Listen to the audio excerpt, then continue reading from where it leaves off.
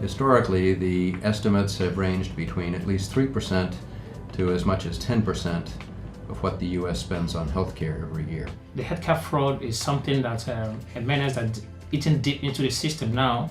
My company operate in just over 189 countries, and unfortunately we found fraud in every one of them. It used to be quite substantial as a legacy of the post-Soviet system.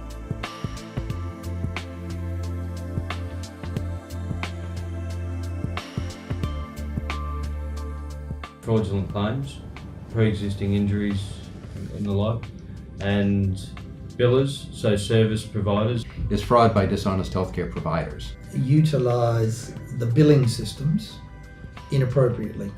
And by that I mean either billing for the same procedure twice, or billing frequently during a period of time during which they simply could not carry out those procedures. You have phantom billing, you have wrong diagnosis.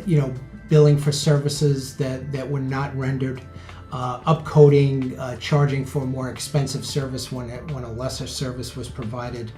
The one type is related to inappropriate billing, and I think this is a type of fraud that is very common all over the world.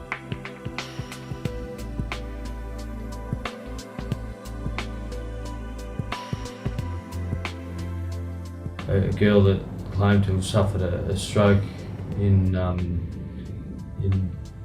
an African country, back to the UK, put the claim in, and then actually presented to the investigators and tried to maintain the appearance of someone that had a stroke through the whole hour interview. And it was just a very, very difficult thing for her to do for that whole time. So this pharmacist not only submitted numerous dollars for false prescriptions, but also tried to file a false death claim. Who, because he was treating a patient for multiple personality disorder, billed the insurance company for group therapy as opposed to individual therapy. Billing for taking the same tooth out from the same patient more than once. Psychiatrists worked together with criminals. They rounded up or gathered patients or so-called patients. The patients pretended to have all kinds of diseases, psychological diseases. The psychiatrists wrote statements for that, and they even drugged those patients. So if they had to apply for a specific budget to be treated, then the patients would really look groggy and sick. It was a dental clinic, and the lady dentist was doing all sorts of uncovered treatments with full knowledge. And one of these was bleaching of teeth. We had some claims through, and for orthopedic shoes, quite large numbers of orthopedic shoes, at $250 a shot. So we started the investigation, and we managed to get somebody on the ground to go around and have a look, and what they were actually doing was supplying designer Crocs.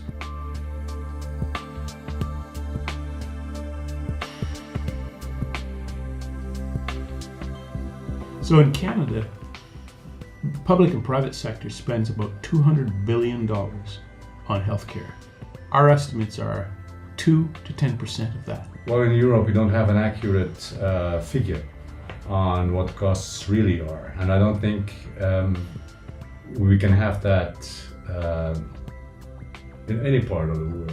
Probably somewhere in the region of around about $2 to $5 billion of that, in Australian terms, would represent fraud, abuse, and waste. The fraud in Gulf region and the Middle East in general is really it's very much huge issue, but unfortunately we don't have any kind of statistics. Benefit paid as a result of a false statement or misrepresentation in some way could be around 5% of the benefit we pay.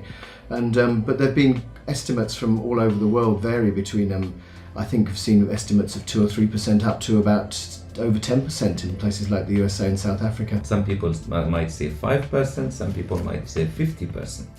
Simply, so far we don't have statistics.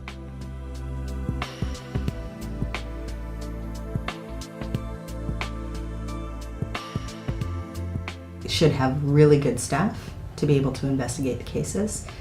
great data analytics in order to identify situations that we can investigate.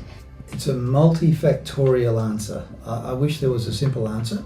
Staying on top of the provider environment, in other words, having a tremendously good understanding and registration and qualification of providers, and then a very good analytical process with completeness of data. The first thing you need to do is to create an anti-fraud culture. You need to create the culture which says that fraud is unacceptable. So we're getting together as an industry to try and collaborate and share data, as I say, to identify the various different types of fraud that exist.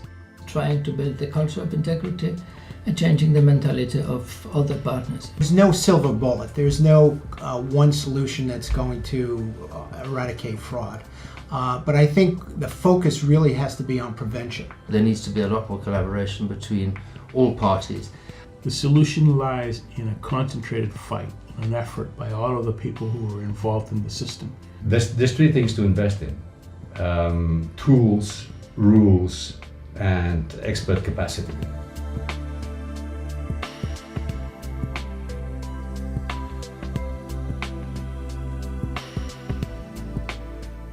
That network gives us the possibility to find all new systems or new instruments or new possibilities to combat that fraud and that waste. Well, our industry trade association is the EHFCN, as we are based in Europe.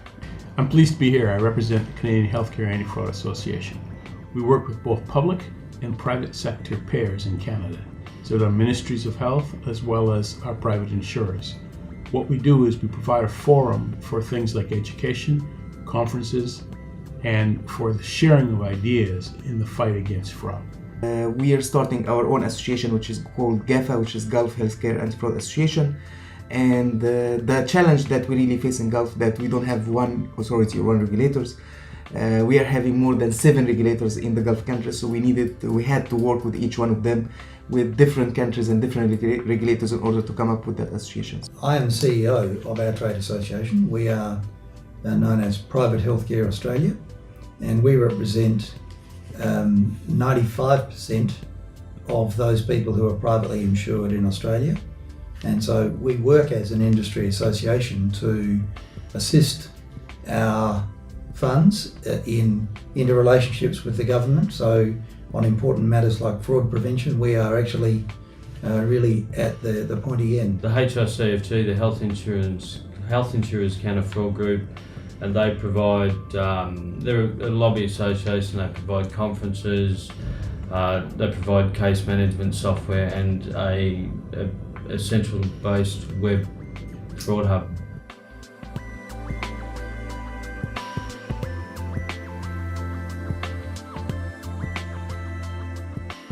It's an opportunity to learn, and we always have some excellent speakers. But the second benefit, which is often overlooked, is the development of the informal networks. One of the things that we've discovered is that fraudsters and these people, they have their own networks, they know how to work the system, and it's absolutely essential for investigators that they also know each other, they know and trust their colleagues, they know who to call on for help, and that's one of the huge benefits of these conferences. So it's nice to see that how these problems are being tackled in other countries. Well, I think the benefits, there are many benefits. First of all, there's the networking aspect to it. To be able to meet other individuals that are facing the same problems and have, private discussions about solutions they're coming up with, ideas that they have, that's very, very important. And obviously the education, the general education, to see what the trends are, what the new solutions are. So I think attending these types of conferences is very, very important for anyone in this industry. The first benefit is to have my staff with me on this conference and to have a lot of information. Well, it's the networking event, so you get to know other people in the industry. The more people that you know, the more connections that you make, the easier it becomes to actually do the job and that is meeting with colleagues from other countries, hearing about their perspectives, their experiences, the way they counter fraud. And I think it gives the capacity for us to not continuously reinvent the wheel. We're able to share learnings and in fact ideally share solutions. It's just hearing from other people who are doing this sort of stuff, you know, what they're doing, what the issues are for them. Benefits to me are to create a global network, contacts that we can touch base with at any point in time. So our conferences are aimed at educating the people in our special investigation units, helping them have the skills that they need to be better every year at fighting fraud.